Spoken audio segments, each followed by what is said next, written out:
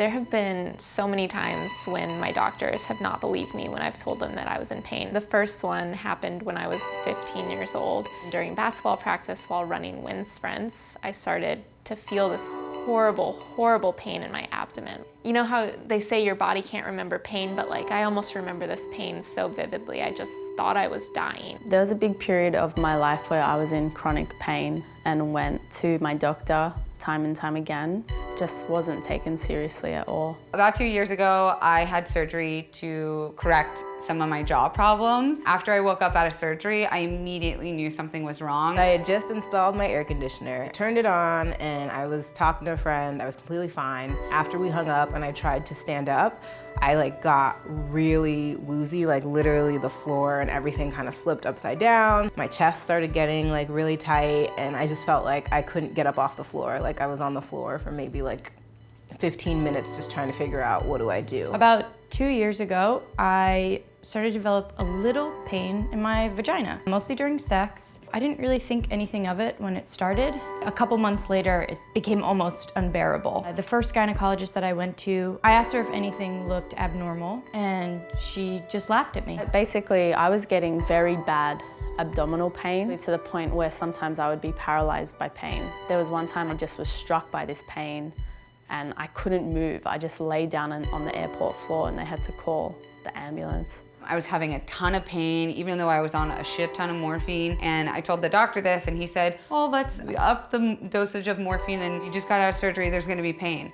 But I fucking knew something was wrong. I laid off sex for a little bit and hoped that the pain would just go away, and it didn't. It just kept getting worse over the next year. My mom took me to the ER. I had my Letterman on the chair next to me, and I had an in-memory button for a classmate that had passed away. And the doctor saw the button on my coat and asked me what it was for. And I told her that my friend had passed away. Immediately, her tone changed, and she looked at my mom and said, I know what's going on here. 4 days later, when I went back into post-surgical checkup, the doctor went, huh.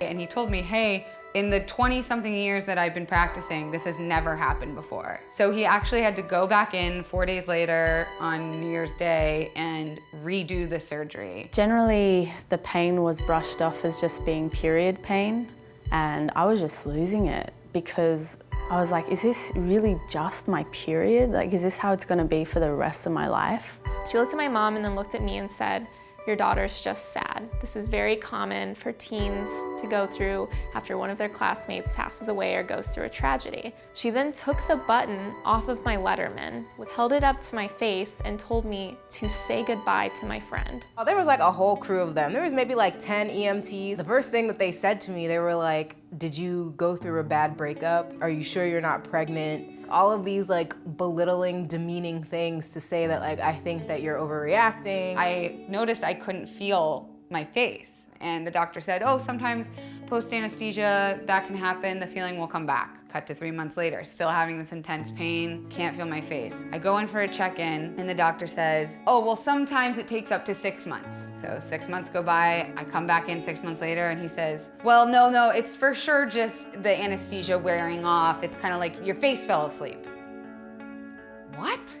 Okay, I'm listening to this guy. He's such a specialized field. I had no one else to listen to. So I look at the button and I'm like, goodbye. She said, say it like you mean it. So I looked at the button and tried to do whatever she was asking, even though I still wasn't totally sure, and just tried to say goodbye to this button. Once I got through that, I kind of just looked at her and waited for her to tell me what test she was gonna run or what she was gonna do to figure out what had caused my pain, but instead she left the room because she thought that she had figured out why I had the pain. Eventually they were just kind of like, well, if you were actually all of these things, you'd be this, that, and the other, kind of with an attitude. And I was like, listen, I called you because I need help. I didn't need you to chastise me about what I'm going through. And so they decided not to take me to the hospital and they just kind of walked me back upstairs. And I think one more time they had asked me if I was sure I wasn't pregnant. Even when we were paying top dollar to see specialists who you would assume would give you more time and more care. It was $250, $300 to see this person for 5 minutes. And they said very similar things. And it was only until I really broke down and demanded that I get ultrasounds that they saw that there was there was a bigger problem at hand. It wasn't my period after all. Over the next year, I saw 4 additional doctors. 2 of them also told me nothing was wrong with me. One of them treated me for herpes, but then when that didn't work, she said nothing was wrong with me. The 4th one wanted to put me on antidepressants because she thought it was all in my head. A year goes by, I still have no feeling in my face, and the doctor says, you have what's called trigeminal neuralgia. It's a trigeminal nerve. During surgery, either the first one or the second one, we're not sure. He cut the nerve that controls all the feeling in my face. So not only will that feeling ever return to my face, but the signals are all screwy coming from the brain, so now I get intense, excruciating pain in other areas of my face. It ended up being a cyst that was the size of about 13 to 15 centimeters, and it was just sitting there that whole time, getting worse because it wasn't being treated, because apparently it was just period pain. It was the most infuriating thing, and it honestly is like 5 years of my life that I see as missing. Less than 4 years later, I had very similar extreme pain. This time I was running on a treadmill, and the pain became so bad that I ended up basically falling off the treadmill and crawling my way to the women's bathroom to vomit. My friend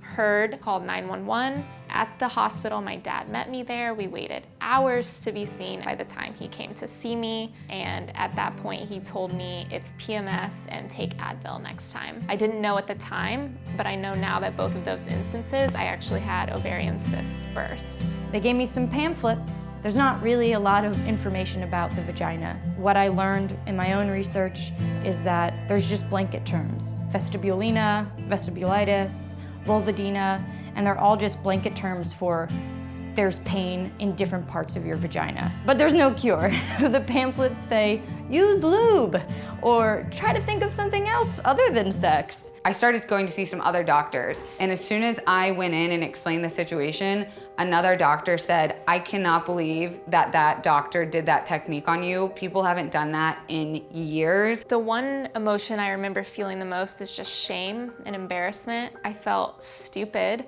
for going to the hospital both times. I felt like I was being a crybaby, and I felt like I was imagining the pain that I had gone through, even though deep down I knew that the pain I was experiencing was real. And so the next time that it happened to me, I didn't want to go to the doctor. I just wanted to lay alone in my room and die if that's what it took. These are the people that are supposed to fix you. They're the people that are supposed to help you. And while I know what he did wasn't intentional, when I decided to take legal action, I was told that the statute of limitations for this kind of surgery was 1 year. Guess how long he had told me to wait? He kept saying, wait 6 months, wait a year, just wait a year, come back after a year. I'm just so gobsmacked that doctors don't know more about female anatomy, because I've spoken to so many women about this and they've all had very similar experiences. So even once we found out that it was a cyst, they told me everything under the sun. They said it could be cancer. I've heard countless women's stories about bad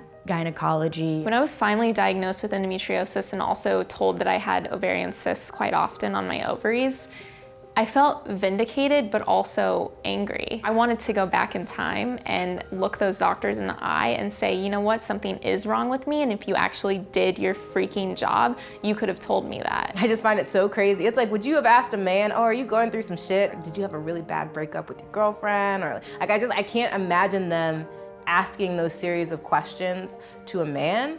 The hard thing about biases is that it's so subconscious. It's so just like rolls off of your tongue, maybe because you did deal with someone that was having a problem in that particular area, but why does that then demean whatever it is that they're going through? Sometimes women don't want to be seen as complaining or dramatic or attention seeking, but why wouldn't you want attention when you're in pain? Like, why do we make ourselves feel bad that we want someone to listen to us? Why do we get pushed aside? Don't get me wrong, I know doctors, they have the hardest jobs in the world, but their job is also changes people's lives, and that can also mean for the worse. So I think you gotta stop, get that idea of being like a complainer or an attention seeker or a hypochondriac out of your fucking head, because your health, when you lose that, what else do you have?